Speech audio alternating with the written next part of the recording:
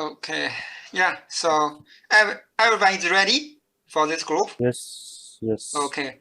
So today's lecture is about transmission loss and consider the loss coefficient. There are 5 members in this group. I hope you could well control the time and give a wonderful speech for this topic. Okay? Please start. Okay. Here we are given 2 power system in 2 generator system. The loss of the transmission line are proportional. This P1, P2, they're equal. And if the P1, P2 are equal to 150 megawatt, the mass sum is 500 megawatt. And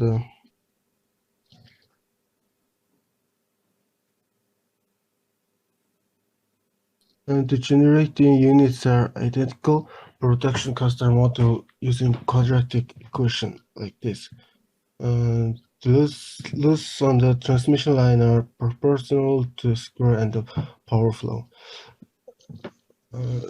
This is our loss. And 500 megawatt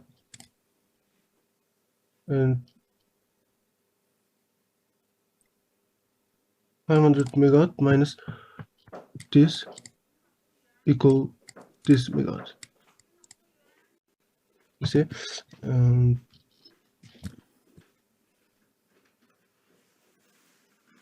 And the formula is here. We are using the Lagrange equation for this. This P loss is from here. See?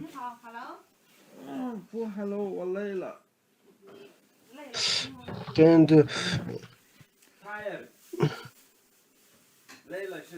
the solution are going like this. The end of the solution is P1 is this megawatt, P2 is this megawatt, P loss is this, and our production cost is come up like this. See? And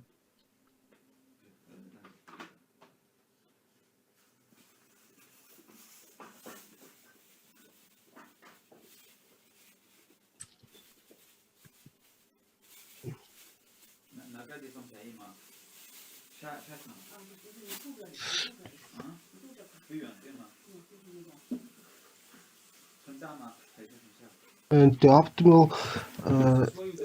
optimal dispatch tends toward supplying the loss from the unit close to the load, and it also results in a lower value of loss. Also, the best economic are necessarily attained at minimum loss. The minimum loss for this case would simply run unit 1 down and unit 2 as far as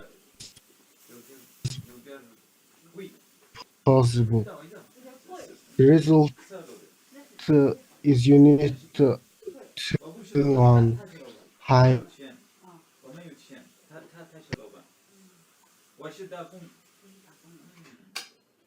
limit. It is higher at minimum loss. This if the loss is minimum, the total cost will be also lower than the higher. Okay. The derivation of the penalty factor from incremental loss. We also using this formula started with Lagrange equation for the economic dispatch. So the main equation is this Lagrange equation, and the rearrange the equation going to this equation. See? The sum of p's, p1, p2, and go to p, and the incremental loss of I is defined as this derivative. The penalty factor for this is given as here. And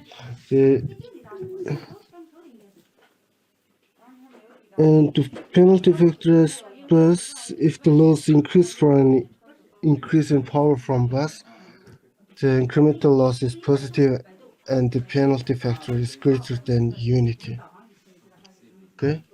The rearranged minimizing equation becomes this.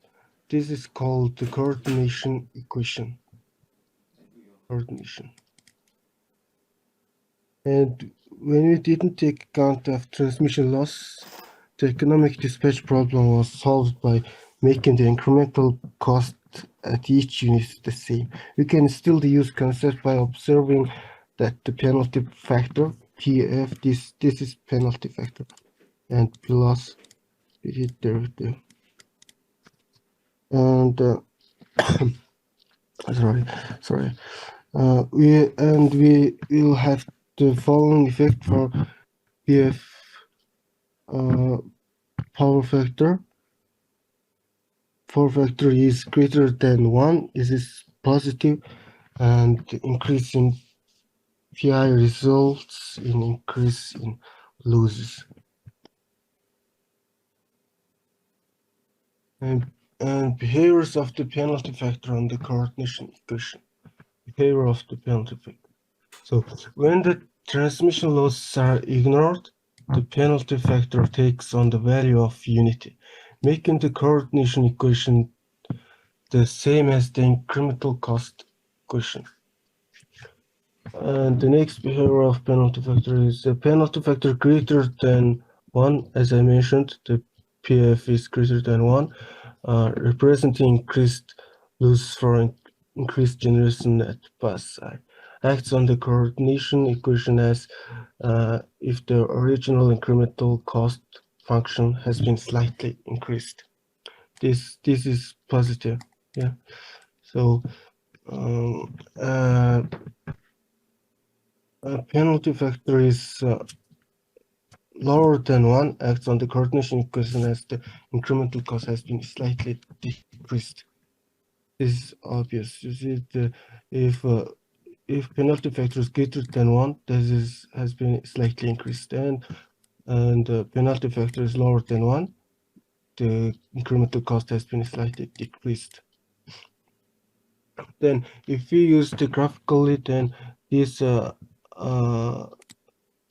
power factor is greater when power factor is greater than 1, the graphical being moved up, and if the power factor is lower than 1, we use it graph to moving downward.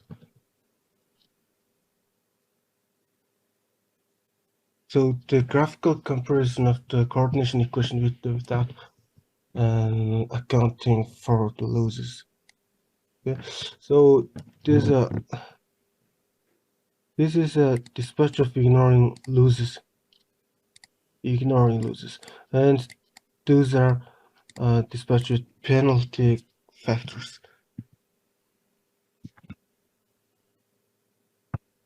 And penalty factor equals 1.05.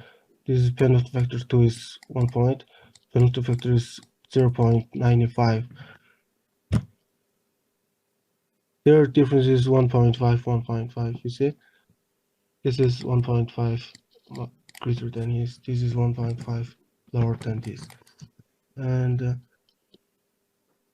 this blue line is no penalty factors, and the red is with penalty factors. So you guys see the difference. There's a penalty factor is equal. When the penalty factor is equal to 1, this line is like this. And this penalty, as I mentioned, this penalty factor is greater than 1, then the graphic will upward. You see this upward. The red line is upward than the blue line. For this situation, the penalty factor is lower than 1, so red line is downward. The difference is like that. So the next, our next group member will introduce you. Okay, thank you guys. I want to make a comment for your presentation. Yeah, I think you didn't prepare very well. I think so. Maybe I should repeat this part again. I'm not satisfied with your presentation. The first part I wasn't to introduce this penalty factors part is what I have to was introduce, and so. Oh.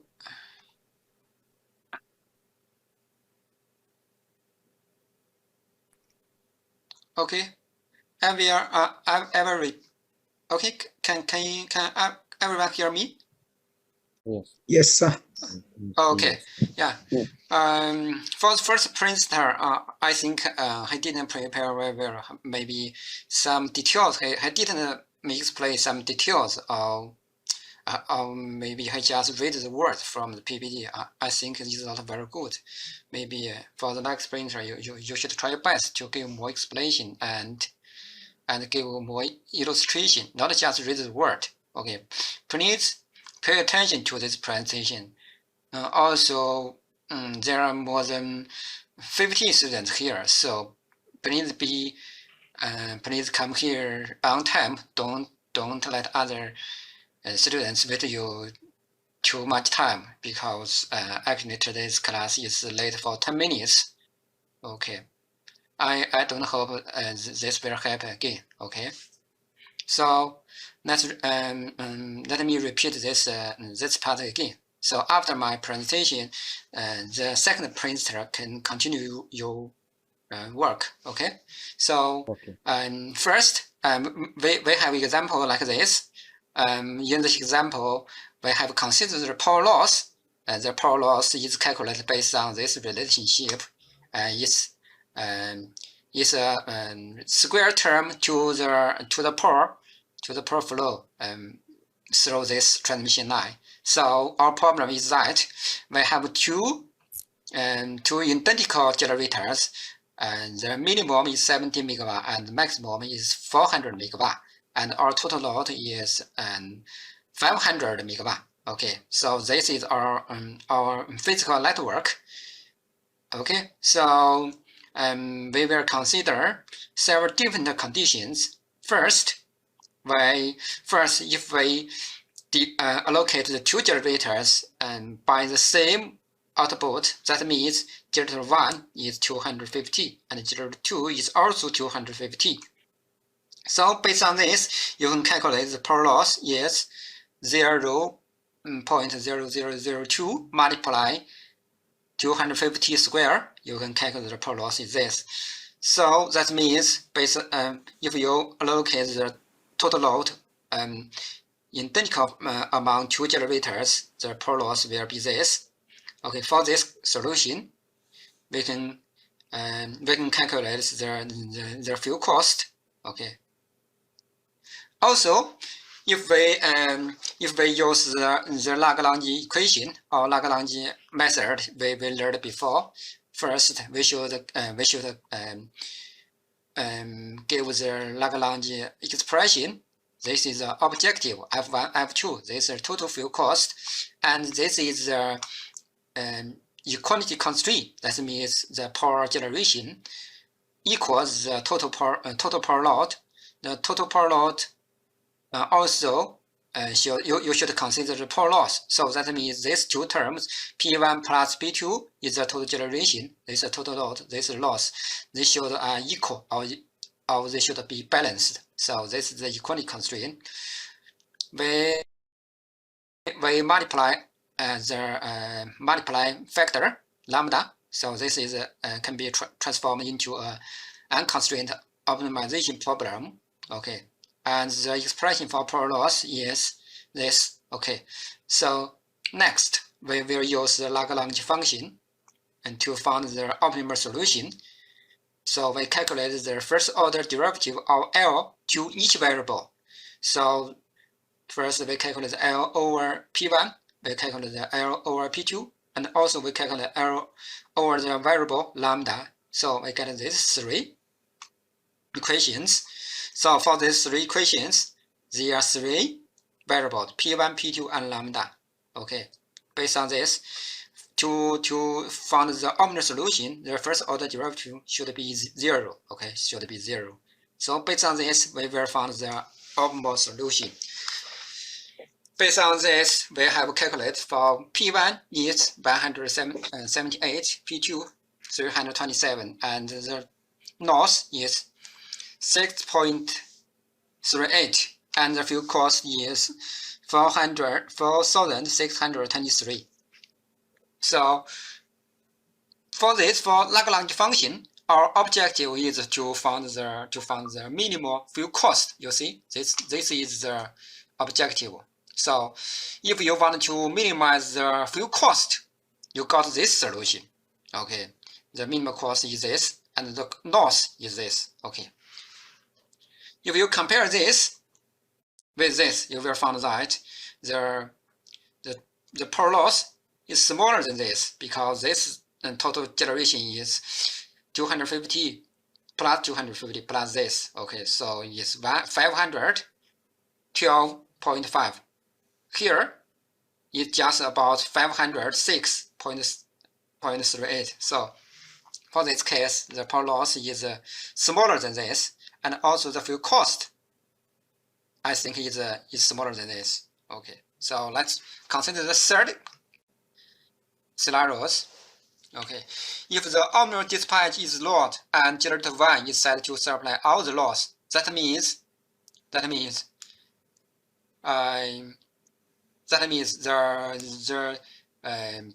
loss is totally balanced by generator 1. Based on this condition, we will find that generator 2 is 250 and generator 1 is 263.93. Okay. For this solution, P1 and P2, we can also calculate the fuel cost is this. And the pore loss is this. Okay. So for this condition, you find the fuel cost is larger than this, and the loss is also larger than this one. So the best economics allow lessening attained at the minimum loss. If you want to calculate the minimum loss by the Lagrange function, how to calculate this? Here you just replace these two terms, F1 P1 plus F2 P2. Just substitute these two terms by this. Okay, so that means you just L equals 0.0002 P1 square plus lambda this. Okay, so that means if you want to find the minimal loss, you should constitute the L like this. L equals this term plus this. And next, you also use the first order derivative equals 0, and you will find P1, P2, and lambda. If you find the minimal loss, the solution will be 2.08, and the total cost is this. Okay. If you consider this case with this case, Please remember what's the meaning of this case. This case is to minimize the fuel cost. Okay, because the objective is F1 plus F2.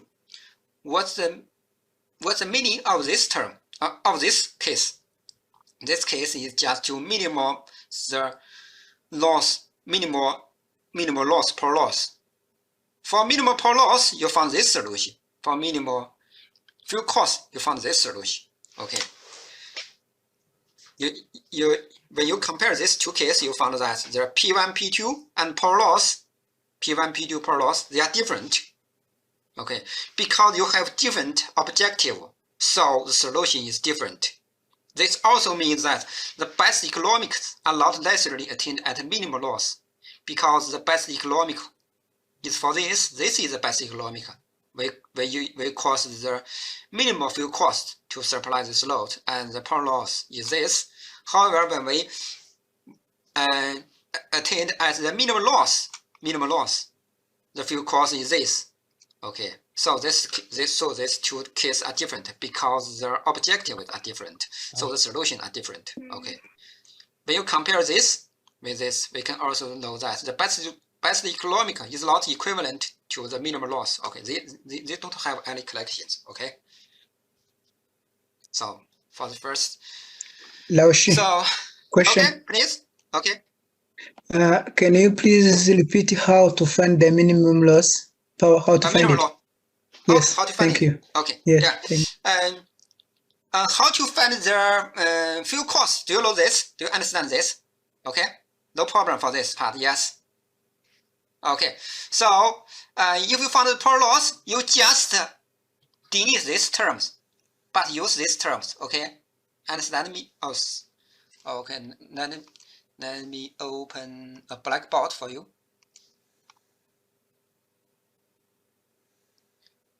Sir, can you explain the mathematical equation more properly? Yes. Wait a moment. I just open the box for you. Okay.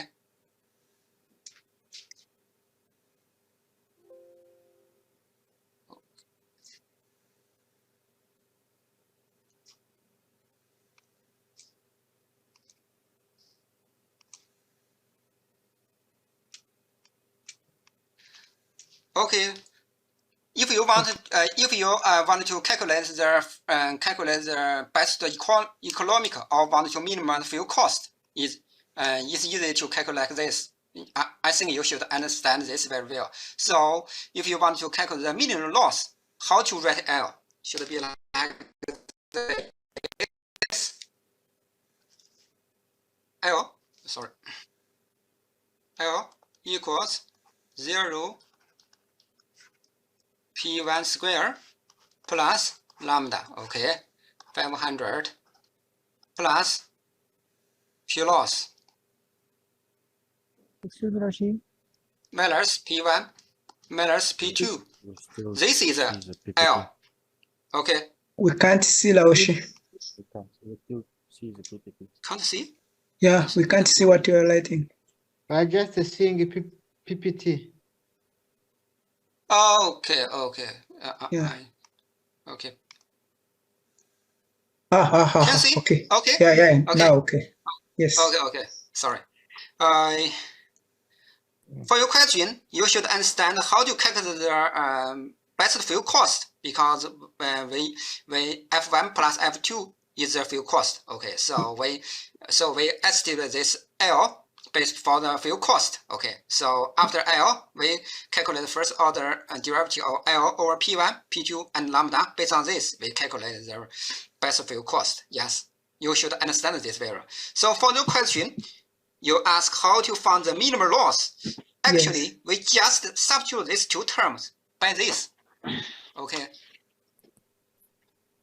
By this, because this is for per loss. Yes. This is.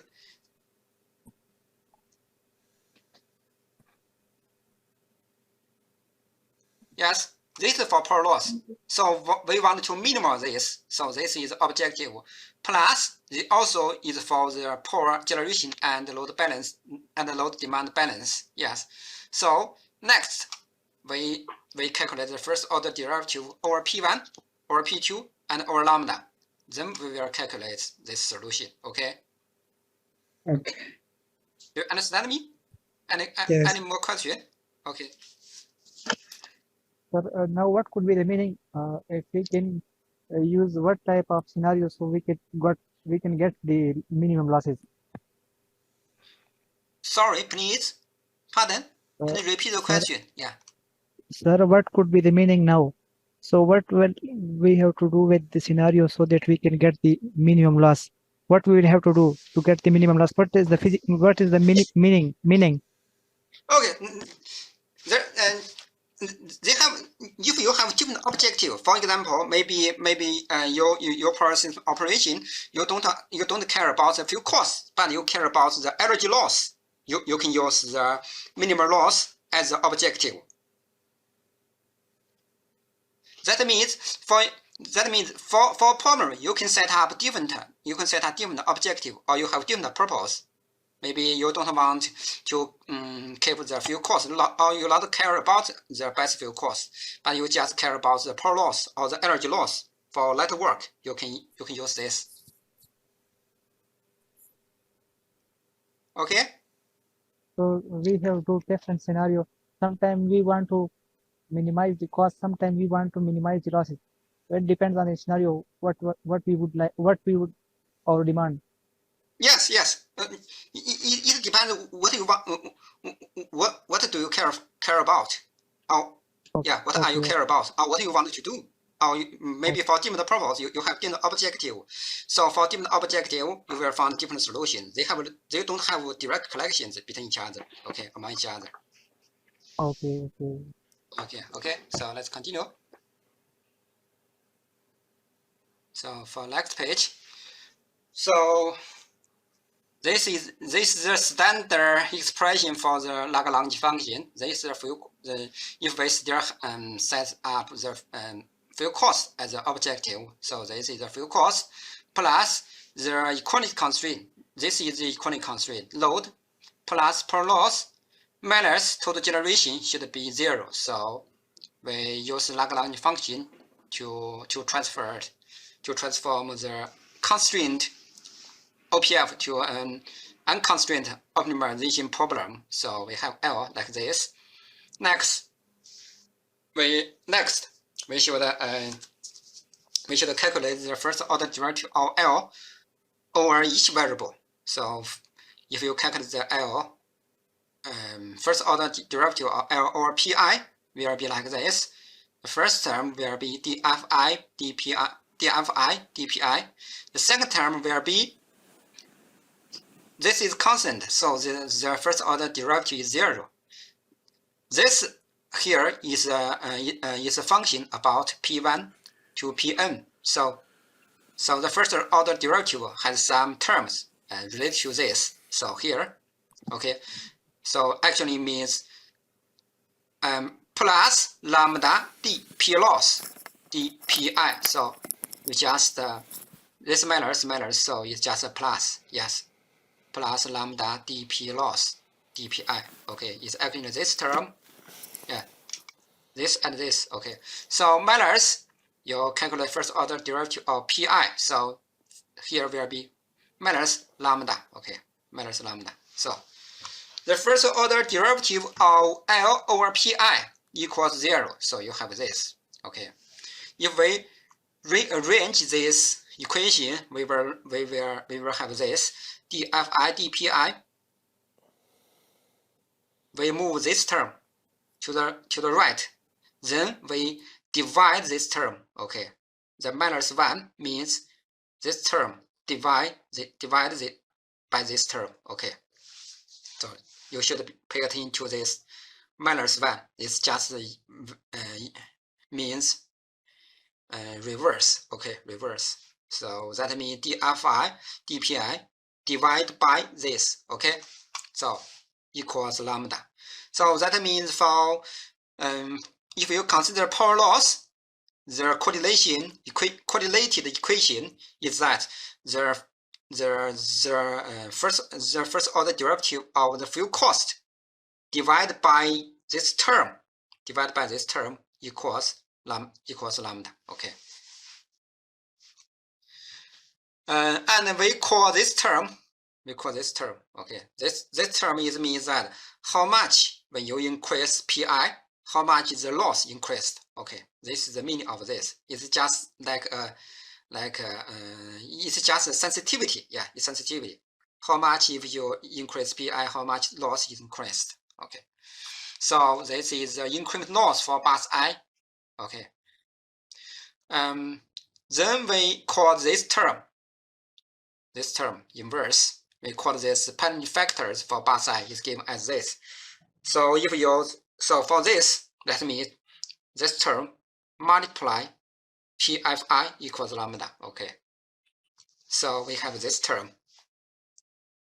First order derivative of the fuel cost multiply penalty factor equals lambda.